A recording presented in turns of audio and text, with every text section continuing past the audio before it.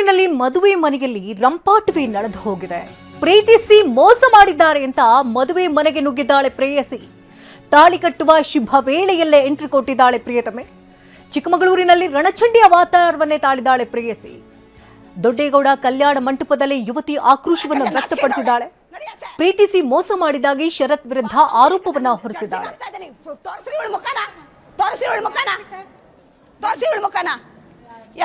ದುಡ್ಡು ಕೇಳಿದಾಳೆ fraud idiot get lost.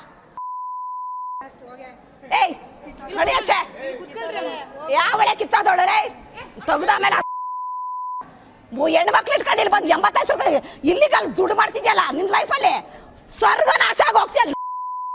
ನಿನ್ನ ಮಕ್ಕಳು ಮರಿಯಲ್ಲ ನೆಗದ ಬಿದ್ದು ನಲ್ಲಿಕಾಯಿ ಹಾಕ್ತಾರೆ. ನಡೀತಾ ಇರೋ ಏ ಗೆಟ್ ಲಾಸ್ಟ್ ಗೆಟ್ ಲಾಸ್ಟ್.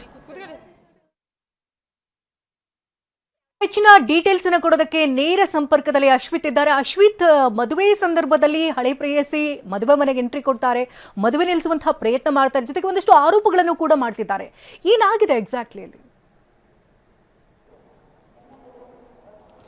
ಖಂಡಿತವಾಗ್ಲೂ ಶಕುಂತಲಾ ಕಳೆದ 10 ವರ್ಷದಿಂದ ಏನು ಬೇಲೂರು ಮೂಲದ ಯುವತಿಯನ್ನು ಚಿಕ್ಕಮಗಳೂರು ನಗರದ ಕಲ್ಯಾಣ ನಗರ ಬಡಾವಣೆಯ ಶರತ್ ಎಂಬ ಯುವಕ ಪ್ರೀತಿಸ್ತಾ ಇರ್ತಾನೆ. ತನ್ನನ್ನು ಮದುವೆ ಆಗುವುದಾಗಿ ನಂಬಿಸಿ ನನಗೆ ಮೋಸ ಮಾಡಿ ಇವತ್ತು ಚಿಕ್ಕಮಗಳೂರಿನ ನಗರದ ಕೋಟೆ ಸಮೀಪದಲ್ಲಿರುವಂತಹ ಕಲ್ಯಾಣ ಮಂಟಪದಲ್ಲಿ ಮದುವೆ ಆಗ್ತಾ ಇದ್ದಾನೆ ಅಂತೇಳಿ ಆರೋಪಿಸಿ ಮೋಸ ಹೋದಂತಹ ಯುವತಿ ಆ ಒಂದು ಕಲ್ಯಾಣ ಮಂಟಪಕ್ಕೆ ನುಗ್ಗಿ ರಂಪಾಟ ಮಾಡಿರುವಂತಹ ಘಟನೆಗೆ ಸಾಕ್ಷಿಯಾಗಿರುವಂಥದ್ದು. ಆ ಯುವತಿ ಆ ಮಂಟಪಕ್ಕೆ ಬರುವ ಮುಂಚಿತವಾಗಿಯೇ ಆ ಯುವಕ ನಿಗದಿಯಾಗಿದ್ದ ಯುವತಿಯೊಂದಿಗೆ ವಿವಾಹ ಕೂಡ ಆಗಿತ್ತು. ಆದರೆ ಆ ಹುಡುಗಿಯನ್ನ ವಿವಾಹ ಆದರೂ ಪರವಾಗಿಲ್ಲ, ನನ್ನನ್ನು ಕೂಡ ಮದುವೆ ಆಗಬೇಕು ಅಂತೇಳಿ ಆ ಒಂದು ನೊಂದ ಯುವತಿ ಏನಿದ್ದಾರೆ ಆಕೆ ರಂಪಾಟವನ್ನು ಮಾಡಿದ್ರು, ಜೊತೆಗೆ ಆಕ್ರೋಶವನ್ನು ಕೂಡ ವ್ಯಕ್ತಪಡಿಸಿರುವಂಥದ್ದು.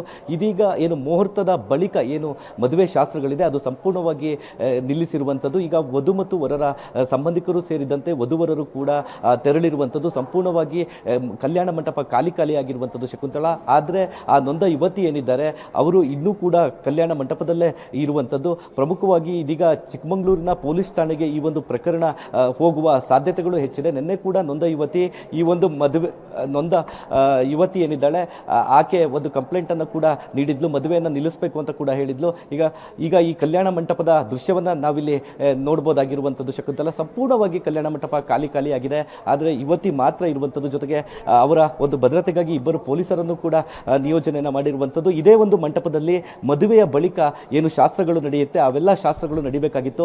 ಆದರೆ ಯಾವಾಗ ನೊಂದ ಯುವತಿ ಬಂದು ತನ್ನನ್ನು ಮದುವೆ ಆಗುವಂತೆ ಆಕ್ರೋಶವನ್ನು ವ್ಯಕ್ತಪಡಿಸಿದ್ಲು, ಅದಾದ ಬಳಿಕ ಇಡೀ ಚಿತ್ರಣವೇ ಬದಲಾಯಿತು ಶಕುಂತಲಾ. ಇದೀಗ ನಾವಿಲ್ಲಿ ದೃಶ್ಯದಲ್ಲಿ ನೋಡ್ಬೋದು, ಸಂಪೂರ್ಣವಾಗಿ ಇಡೀ ಮಂಟಪ ಏನಿದೆ ಅದು ಖಾಲಿಯಾಗಿರುವಂಥದ್ದು ಕಾಣಿಸ್ತಾ ಇದೆ. ಆದರೆ ಈ ಯುವತಿ ಏನಿದ್ದಾರೆ ಈ ಯುವತಿಯ ವಿರುದ್ಧವೂ ಕೂಡ ಆ ಒಂದು ಮಧು ಮತ್ತು ವರರು ಕೂಡ ಪೊಲೀಸ್ ಠಾಣೆಯ ಮೆಟ್ಟಿಲೇರ್ತಾರೆ ಅಂತ ಕೂಡ ಹೇಳಲಾಗ್ತಾ ಇದೆ ಶಕುಂತಲಾ. ಧನ್ಯವಾದ ಅಶ್ವಿತ್ ತಮ್ಮ ಡೀಟೇಲ್ಸ್ಗಾಗಿ.